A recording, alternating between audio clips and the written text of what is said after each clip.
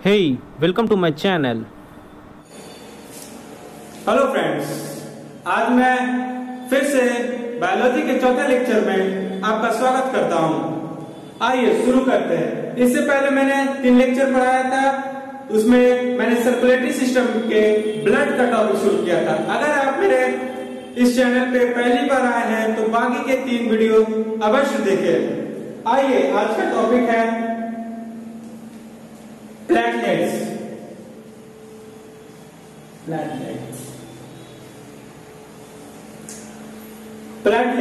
Platelets का वैज्ञानिक नाम थ्रोम्बोसाइट होता है। प्लेटलेट्स का वैज्ञानिक नाम थ्रोम्बोसाइट्स होता है। Thrombo means clot, thrombo means clot, site का मतलब हमने पहले भी जान रखा था, सेल होता है ना। Means thrombocyte means clotting of cell.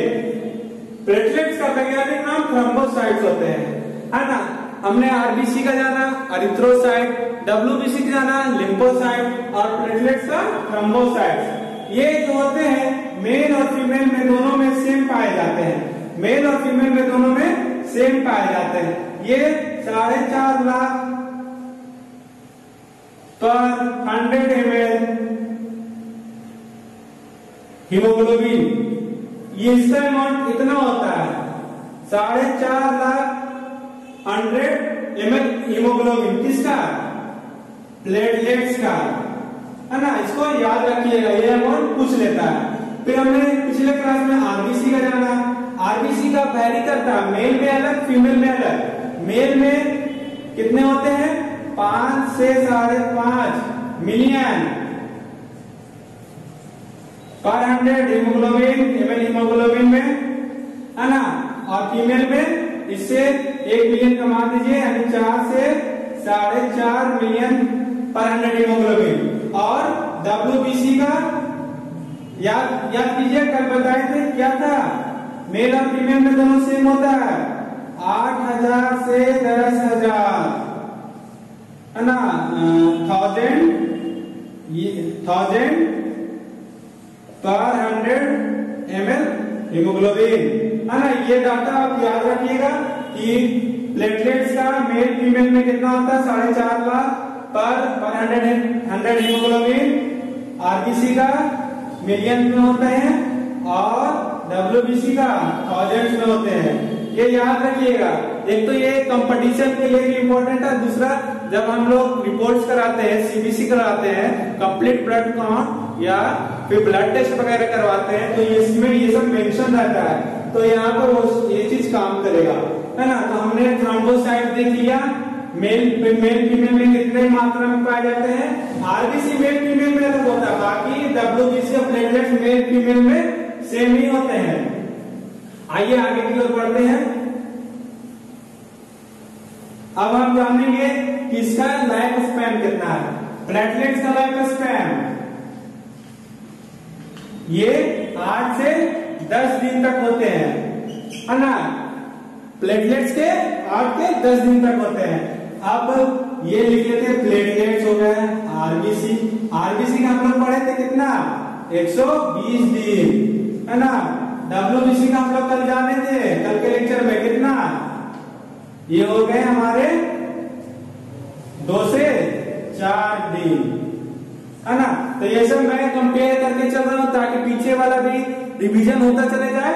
तो इसका याद रखिएगा, प्लेटलेट्स का लाइफ स्पैन कितना? 8 से 10 दिन, आरबीसी का 120 दिन और डब्ल्यूबीसी का 2 से 4 दिन, है ना। अब देखिए, हम बताए थे पिछले लेक्चर में कि ब्लड कहाँ हमारे ब्लड बनता है, तो बोन मैरो में बनता है। तो जब हमारा ब्लड बन रहा है तो निश्चित है कि डब्ल्यूबीसी बोन मैरो में बनेगा, आरबीसी भी बोन मैरो में बनेगा और हमारा प्लेटलेट्स भी बोन मैरो में बनेगा, है ना। फिर आइए, अब आइए देखिए, ये जो प्लेटलेट्स होते हैं इनके अंदर जो सेल होते हैं, सेल सब प्लेटलेट्स क्या है? सेल ही है ना। तो सेल जो होते हैं, सेल के अंदर हमारे न्यूक्लियस प्रेजेंट होते हैं, न्यूक्लियस प्रेजेंट होते हैं। याद रखिएगा, पूछा हुआ क्वेश्चन है कि कौन सा ब्लड सेल में न्यूक्लियस प्रेजेंट नहीं होते हैं, तो वो है आरबीसी। प्लेटलेट्स के सेल में क्या होंगे? न्यूक्लियस प्रेजेंट होंगे, है ना। डब्ल्यूबीसी के सेल में भी न्यूक्लियस प्रेजेंट होंगे। लेकिन आरबीसी के सेल में न्यूक्लियस एब्सेंट होंगे, एब्सेंट होंगे, है ना। इस चीज को ध्यान रखिएगा। एक्सेप्शन में भी हम बताए थे ऊंट और लांबा, ऊंट और लांबा ऐसे दो स्तनधारी है जिनके आरबीसी में न्यूक्लियस होते हैं, बाकी जितने भी स्तनधारी है उनके आरबीसी में न्यूक्लियस नहीं होते हैं, है ना। चलिए ये सब जान गए, ये मैं कंपेयर करके चल रहा हूं ताकि आपको पीछे का क्लास भी रिवीजन होता चला जाए। हमने पढ़ लिया न्यूक्लियस प्रेजेंट होते हैं आरबीसी में। अब हम पढ़ेंगे कि वो मरते कहाँ, आरबीसी मरता कहाँ। आरबीसी बोन मैरो में जन्म होता है, ब्लड में मर जाता है ना, ब्लड में ही मर जाता है। डब्ल्यूबीसी ब्लड में ही मरा था, लेकिन आरबीसी कहाँ मरा था हमारा, आरबीसी हमारा लीवर और स्प्लीन यानी प्लीहा, यकृत और प्लीहा में मरा था। इसलिए इसकी दोनों ग्रेवयार्ड करते हैं, कब्र ग्रह ऑफ आरबीसी, है ना। और ये क्या हुआ था, यहाँ स्प्लीन को भी क्या कहा जाता है, बैंक ऑफ आरबीसी। ऐसा क्यों कहा जाता था, मैंने पीछे वाले वीडियो में अच्छे से डिस्क्राइब कर दिया है। अब देखिए आइए, ब्लड क्लॉटिंग ये हो गया, डेट कहाँ करता है, डेट। अब देखिए अब प्लेटलेट्स का काम क्या होता है, प्लेटलेट्स का बस एक ही काम है, ब्लड क्लॉटिंग में हमारा हेल्प करता है। प्लेटलेट्स का क्या काम है, ब्लड क्लॉटिंग में मदद करना। अब कैसे मदद करता है, क्या है, आइए जानते हैं। देखिए ब्लड क्लॉटिंग के लिए हमारे 3 चीज इंपॉर्टेंट है। पहला कैल्शियम, है ना, दूसरा विटामिन के, है ना, तीसरा प्रोटीन। अब देखिए कैल्शियम हमारे बॉडी में तो सब जगह पाए जाते हैं, आइए जानते हैं कहाँ कहाँ पाए जाते हैं। पहला तो सबसे जो सब जानता है बोन, बोन में कैल्शियम होते हैं, ठीक है। फिर और कहाँ कैल्शियम होते हैं, हमारे ब्लड में भी कैल्शियम होते हैं, चलिए ठीक है। फिर हमारे नेल्स जो बने हुए हैं उसमें भी कैल्शियम होते हैं, है ना। बोन हो गए, ब्लड हो गए, नेल्स हो गए, हेयर में कैल्शियम होते हैं, ये सब में हमारे क्या है, कैल्शियम प्रेजेंट है। विटामिन के क्या हम लोग तो बाहर से लेते हैं। अब प्रोटीन, प्रोटीन बहुत तरह के होते हैं, लेकिन कौन कौन सा प्रोटीन जो है हम लोग पढ़ेंगे, वो तो प्रोटीन का एक चैप्टर है, जब मैं बताऊंगा तो ये जानूंगा। तो लेकिन एक प्रोटीन होता है, 4-5 प्रोटीन का नाम मैं बता देता हूं। थ्रोम्बिन, प्रोथ्रोम्बिन,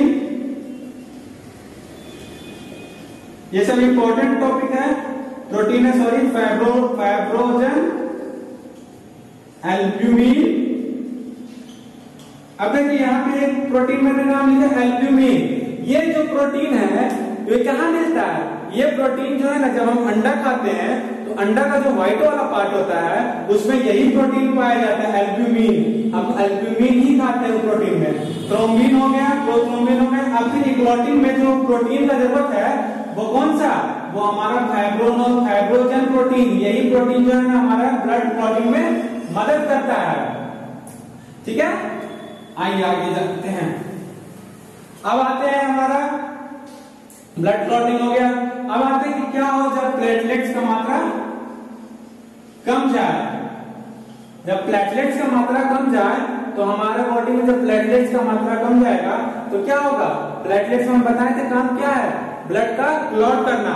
लेकिन जब वो कम रहा है तो क्या होगा, क्लॉटिंग नहीं होगा, हमारे ब्लड में क्लॉटिंग नहीं होगा, नो क्लॉट, ठीक है, नो क्लॉट।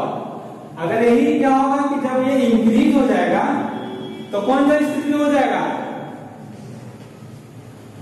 थ्रोम्बोब्लास्टिक।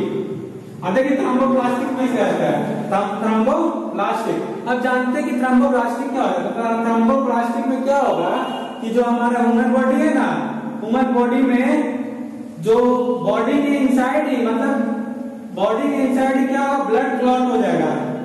ब्लड क्या होगा, क्लॉट हो जाएगा, जिसके कारण क्या होगा, इंसान की डेथ हो जाएगी। जब प्लेटलेट्स की मात्रा बढ़ जाएगी तो थ्रोम्बोब्लास्टिक स्टेज हो जाएगा। इसमें क्या होगा, इंसान की मृत्यु हो जाएगी। इंसान की मृत्यु क्यों हो गई, क्योंकि जो होगा ना ह्यूमन के अंदर जो ब्लड है वो अंदर में ही क्लॉट हो जाएगा। तो अगर हमारा ब्लड अंदर में जम गया तो क्या होगा, आदमी मरेगा ही ना, क्योंकि यहाँ पे पूरा जम गया, सेल में ना सेल में ना ऑक्सीजन जाएंगे, ना कार्बन डाइऑक्साइड वापस आएगा, ना ग्लूकोज जाएगा, कुछ नहीं होगा। तो क्या होगा, हमारे डेथ हो जाएंगे, है ना। फिर उसके बाद आइए कि क्या प्लेटलेट की कमी से क्या क्या डिजीज होते हैं। तो आइए जानते हैं प्लेटलेट्स की कमी से। तो जान गए कि नो क्लॉट, अगर प्लेटलेट्स कम जाएगा तो क्लॉटिंग में देरी हो जाएगा। मतलब जैसे प्लेटलेट तो हम जानते हैं कि क्लॉटिंग में मदद करता है, ब्लड निकल रहा है बाहर, प्लेटलेट्स नहीं है हमारे पास, ब्लड क्लॉट नहीं होगा। ब्लड क्लॉट नहीं होगा तो सारा ब्लड क्या होगा, बाहर बह जाएगा, बर्बाद हो जाएगा, जिससे हमारा ब्लड लॉस हो जाएगा। ब्लड लॉस के कारण हम मर भी सकते हैं, है ना। इसलिए ब्लड क्लॉटिंग होना जरूरी है समय पे, है ना। अब आइए देखिए हीमोफीलिया। हीमोफीलिया, हीमोफीलिया जिसको हम लोग रॉयल डिजीज के नाम से जानते हैं। क्या चीज के नाम से जानते हैं? रॉयल डिजीज के नाम से जानते हैं। हीमोफीलिया जिसे हम रॉयल डिजीज के नाम से जानते हैं। इसे रॉयल डिजीज क्यों कहा जाता है? क्योंकि यहाँ जो सबसे पहले जो डिजीज हुआ था वो ब्रिटेन की महारानी थी, रॉयल थी, इसलिए इसको रॉयल डिजीज कहा जाता है। ठीक है। अब इसमें क्या होता है, इसमें जो होता है ना रॉयल डिजीज में जो ब्लड होता है हमारा क्लॉट नहीं होता है। मतलब जिसको हीमोफीलिया है वो ब्लड क्लॉट होने में बहुत समय ले लेता है ना। और अगर ज्यादा ब्लड लॉस हो गया तो आदमी मर भी सकता है हीमोफीलिया में। अब आइए आगे फर्दर जानते हैं कि और क्या होता है। डेंगू, मलेरिया, ये सब में डिजीज में लोग क्यों मरते हैं? क्योंकि डेंगू और मलेरिया में क्या होता है ना, ये प्लेटलेट्स की मात्रा बहुत ज्यादा कम जाती है ना। प्लेटलेट्स की मात्रा बहुत ज्यादा कमने से पहले तो ब्लड क्लॉट नहीं होगा, दूसरा वीकनेस का शिकार हो जाएंगे। हमने ब्लड का सॉलिड पार्ट खत्म कर लिया है। अब आइए ब्लड के लिक्विड पार्ट में। तो हमने जाना था कि ब्लड में जो लिक्विड पार्ट होता है उसमें सिर्फ प्लाज्मा ही पाया जाता है, वो भी 55%। आइए अब प्लाज्मा के बारे में जानते हैं। प्लाज्मा ये हमारे ब्लड में भी होते हैं, है ना। अगर प्लाज्मा, अगर मान लीजिए पूरा ब्लड है, ब्लड में क्या है, ब्लड में क्या है, ब्लड में सॉलिड पार्ट है, लिक्विड पार्ट है। सॉलिड पार्ट में भी आरबीसी, डब्ल्यूबीसी और प्लेटलेट्स है। लिक्विड पार्ट में प्लाज्मा है। अगर ब्लड में हम आरबीसी को निकाल दें तो ब्लड में क्या बचेगा, प्लाज्मा बचेगा। अच्छा, प्लाज्मा बचेगा तो बाकी डब्ल्यूबीसी और प्लेटलेट्स कहाँ गए? क्योंकि वो सब यहाँ है, क्योंकि प्लाज्मा के अंदर डब्ल्यूबीसी और प्लेटलेट्स भी होते हैं, है ना, लेकिन आरबीसी नहीं होते। इसलिए ब्लड में अगर हम आरबीसी निकाल दें तो प्लाज्मा बचता है ना। अब प्लाज्मा का कलर कैसा होता है? इसका कलर हल्का येलो होता है। क्या होता है? हल्का येलो होता है। प्लाज्मा का कलर कैसा होता है? हल्का येलो होता है। इसमें वाटर जो होंगे प्लाज्मा में, सिर्फ वाटर से पूछा हुआ क्वेश्चन है, वाटर का प्रतिशत कितना होता है? तो प्लाज्मा में वाटर 90% होते हैं, ग्लूकोज 1% होते हैं और प्रोटीन आपके 9% हो गए, तो हो गए ना टोटल 100%। प्लाज्मा में वाटर कितने परसेंट होते हैं? 90%, ग्लूकोज 1% और प्रोटीन 9% होते हैं। प्रोटीन में कौन कौन हम बताए थे अभी? थ्रोम्बिन, प्रोथ्रोम्बिन, फाइब्रोनोजन, है ना, एल्ब्यूमिन, यही सब प्रोटीन होते हैं, है ना। और देखिए प्लाज्मा का मेन काम क्या है? प्लाज्मा का मेन काम जो है वो ब्लड का पीएच मेंटेन रखना। तो ब्लड का पीएच कितना होता है? ब्लड का पीएच 7.4 होता है ना। अब देखिए पीएच आया तो पीएच का full form potential of hydrogen होता है। इसकी खोज सोर्सेन ने की थी, है ना, सोर्सेन नामक व्यक्ति ने की थी। ठीक है। अब ब्लड का तो एक काम हो गया पीएच मेंटेन रखना, और दूसरा काम क्या होता है कि जो ब्लड जो है प्लाज्मा जो है वो सेल तक ग्लूकोज लेके जाता है। मतलब हमारा बॉडी जो बन गया उसके बाद उसको तो चाहिए ग्लूकोज, तो वो कौन लेके जाएगा? वो हमारा प्लाज्मा लेके जाता है। प्लाज्मा के यही सारे काम है, प्लाज्मा से यही सब क्वेश्चन बनते हैं, और प्लाज्मा से ऐसे और कोई इंपॉर्टेंट है नहीं प्लाज्मा का। तो आइए अब हमारा ब्लड का जो है सॉलिड पार्ट और लिक्विड पार्ट खत्म हो गया है। अब हम कितने ब्लड ग्रुप है, ब्लड ग्रुप जानेंगे, आरएच फैक्टर के बारे में जानेंगे। यहाँ सबसे क्वेश्चन अब हम ब्लड ग्रुप के बारे में जानते हैं। देखिए हमारा जो ह्यूमन बॉडी है उसमें कौन सा सिस्टम है ब्लड ग्रुप का? उसमें जो है हमारे ब्लड ग्रुप में एबीओ ब्लड ग्रुप सिस्टम है, यानी एबीओ सिस्टम है। एबीओ सिस्टम से तो आपको दिख ही रहा है, यानी blood group A, blood group B और ब्लड ग्रुप ओ, है ना। एबीओ सिस्टम हमारे ब्लड, हमारे ह्यूमन बॉडी में है एबीओ सिस्टम। कौन सा ब्लड ग्रुप सिस्टम है? ABO system. अब एबीओ सिस्टम को किसने खोजा था? क्वेश्चन आता है। एबीओ सिस्टम को लैंड स्टीनर ने खोजा था। किसने खोजा था? लैंड स्टीनर ने। लैंड स्टीनर ने कब खोजा? तो लैंड स्टीनर ने 1900 ईस्वी में एबीओ सिस्टम खोजा था। इसलिए इनको ये जो ब्लड ग्रुप खोजे थे, इसलिए इनको 1930 में नोबेल प्राइज भी मिला था, है ना। नोबेल प्राइज भी मिला था बायोलॉजी के क्षेत्र में, विज्ञान के क्षेत्र में, ठीक है ना। एबीओ सिस्टम काम करता है। तो एबीओ में ए हो गए, बी हो गए और ओ हो गए। अब हमारे एक ब्लड ग्रुप और होता है एबी। एबी का वो, एबी को किसने खोजा? एबी को हमारे एबी जो ब्लड ग्रुप है इसको डायस्टिलियो स्टूली ने खोजा था। किसने खोजा था? डायस्टिलियो स्टूली ने 1904 में। यानी हमारे 1900 ईस्वी में कार्ल लैंड स्टीनर जो है, इन्होंने एबीओ ग्रुप को खोजा था 1900 में। 4 साल बाद एक ग्रुप और पता चला, एबी, जिसको स्टूली ने खोजा था, डायस्टिलियो स्टूली 1904 में। और 1930 में जो है कार्ल लैंड स्टीनर को विज्ञान के क्षेत्र में क्या मिला? नोबेल प्राइज मिल गया, ठीक है। अब जानेंगे एबीओ सिस्टम कैसे काम करता है, कैसे हम डिसाइड करेंगे कि कौन सा पार्टिकल जो है हमारा ब्लड ग्रुप बनाएगा। आइए जानते हैं। ये जो एबीओ सिस्टम है ना, वो मेनली 2 चीज पे काम करता है, एंटीजन और एंटीबॉडी। ये 2 है।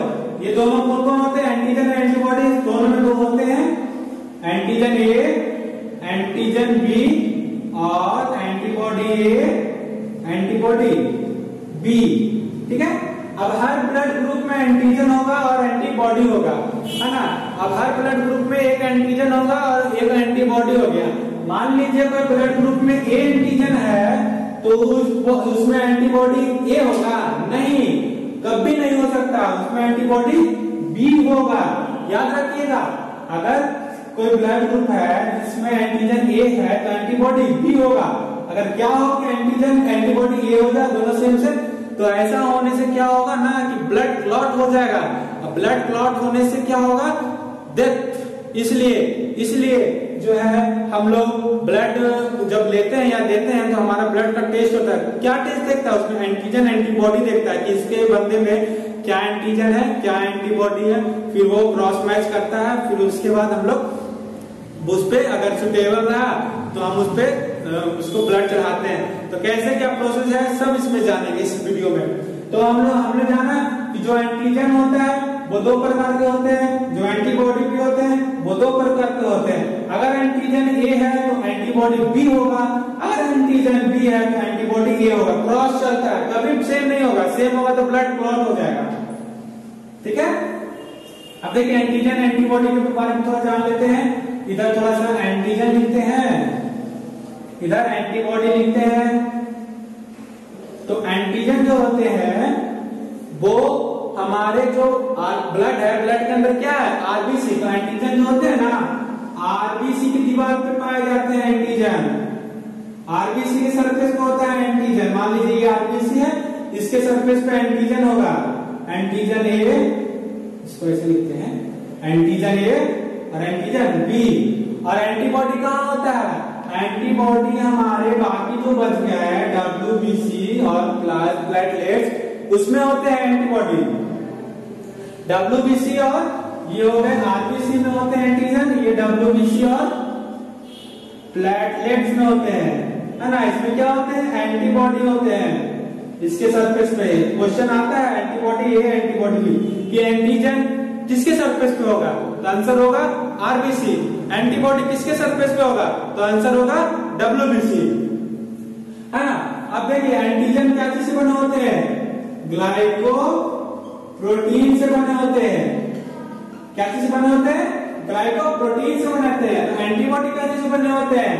एंटीबॉडी भी ग्लाइको प्रोटीन से बने होते हैं, है ना। एंटीजन और एंटीबॉडी दोनों क्या चीज से बने होते हैं? ग्लाइको प्रोटीन से बने होते हैं। एंटीजन क्या चीज पे पाया जाता है? एंटीजन आरबीसी के सरफेस पे पाया जाता है। एंटीबॉडी कहाँ पे पाया जाता है? एंटीबॉडी भी WBC और प्लेटलेट्स। अब आइए जानते हैं RH फैक्टर क्या है। RH फैक्टर जो है वो यही डिसाइड करता है कि ब्लड ग्रुप पॉजिटिव होगा कि निगेटिव होगा। हम जानते हैं कि ब्लड ग्रुप 8 प्रकार के होते हैं, A positive, A negative, B positive, B negative, O positive, O negative, AB positive, AB negative, है ना। तो हम कैसे डिसाइड पता करते हैं कि कौन सा पॉजिटिव है कौन सा निगेटिव है, तो वो क्या है, RH फैक्टर है। RH फैक्टर अगर जिस पे मिल गया जिस ब्लड में वो ब्लड ग्रुप पॉजिटिव होगा, और RH फैक्टर अगर जिस ब्लड में नहीं रहा तो वो ब्लड ग्रुप नेगेटिव होगा। आइए जानते हैं RH फैक्टर की खोज किसने की थी। तो RH फैक्टर की खोज दो वैज्ञानिक मिलकर की थी, लैंड स्टीनर और विनर। ये दो वैज्ञानिक है जिन्होंने 1940 ईस्वी में RH फैक्टर की खोज की थी।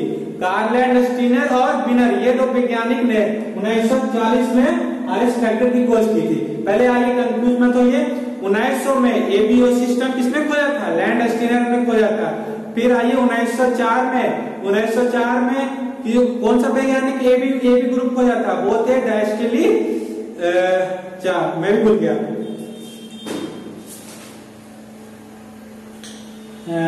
वेट अ लिटिल,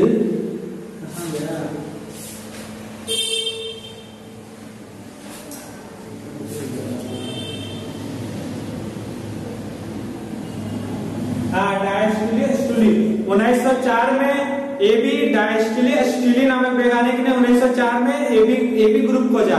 फिर आइए 1930 में क्या हुआ, 1930 में कार्ल लैंड स्टीनर को मिला नोबेल प्राइज, क्या के क्षेत्र में, उनको मिला विज्ञान के क्षेत्र में। फिर 1940 में लैंड स्टीनर और विनर ने मिलकर RH फैक्टर का खोज कर दिया।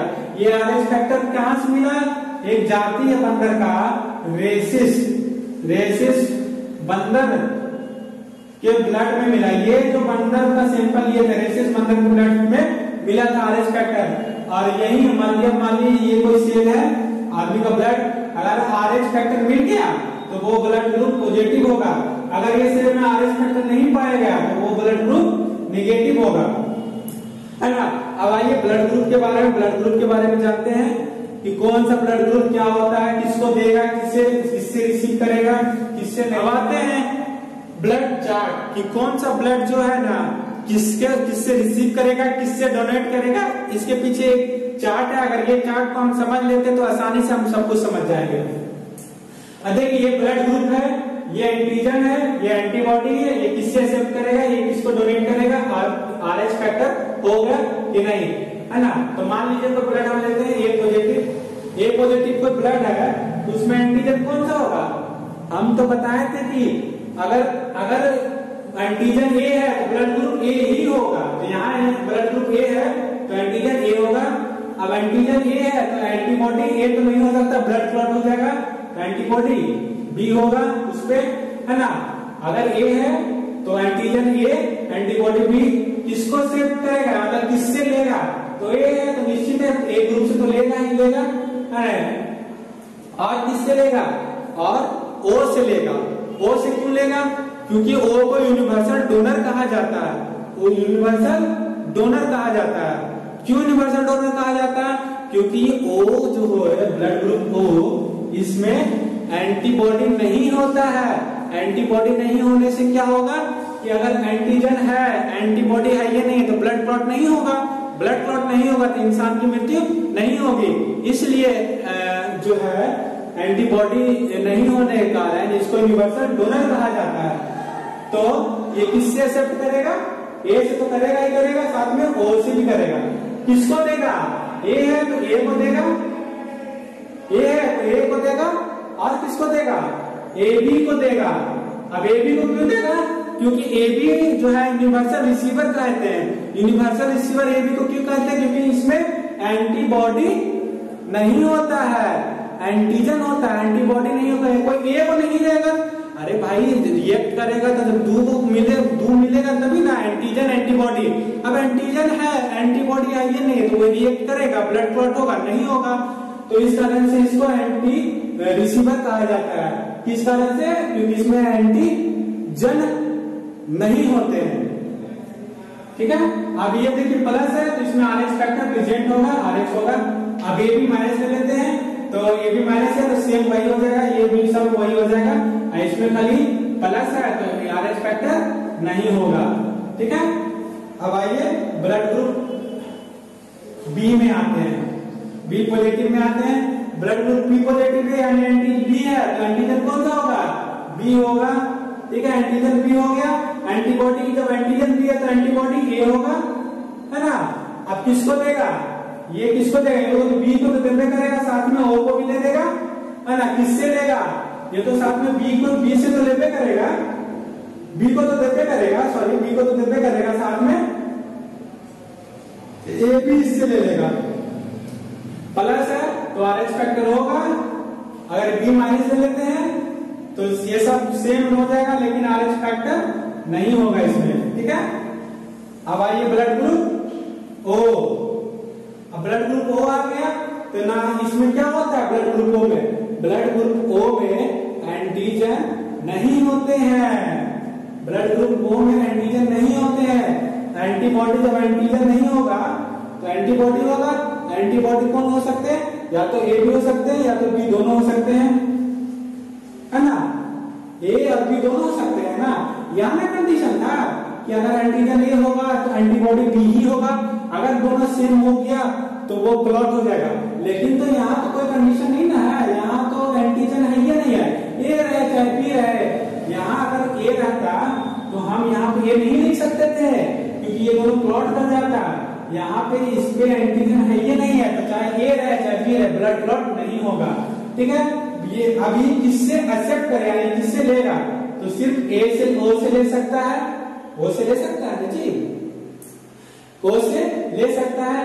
और किससे ले सकता है, और किससे ले सकता है, ओ से ले सकता है, सिर्फ ओ से ही ले सकता है। इसके पीछे क्यों, क्योंकि अगर एंटीजन आ गया एक्स्ट्रा, मान लिया ए ले रहे हैं तो ए में एंटीजन कौन सा है, ए में एंटीजन कौन सा है, ए में एंटीजन कौन सा है, ए में एंटीजन ए है, यहाँ ए आ गया तो क्या होगा, ब्लड क्लॉट हो जाएगा।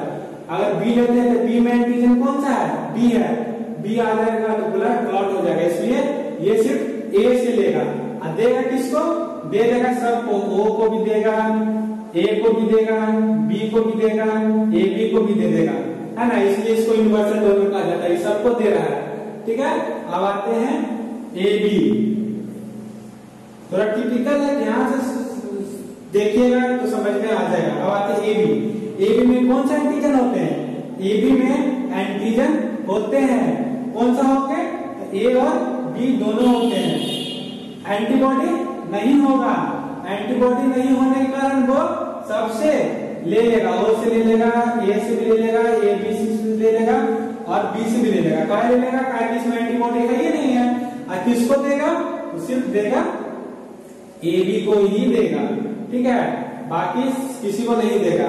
इसलिए इसको देखिए सबसे ले रहा है, इसलिए इसको रिसीवर कहते हैं, इस सबको दे रहा है इसलिए इसको डोनेट कहते हैं। अगर पॉजिटिव है तो आर एस फैक्टर होगा, निगेटिव है तो आर एस फैक्टर नहीं होगा, पॉजिटिव है तो आर एस फैक्टर होगा, निगेटिव है तो आर एस फैक्टर नहीं होगा। यही था, इसी से हम लोग समझते हैं कि कौन सा ब्लड ग्रुप किसको दिया जाता है। ऐसे इससे क्वेश्चन बनता नहीं है लेकिन मे भी बन जाए इसलिए मैं बता दिया। अगर मेरा वीडियो अच्छा लगा हो तो लाइक करें, चैनल को सब्सक्राइब करें और नेक्स्ट वीडियो का इंतजार करें। धन्यवाद।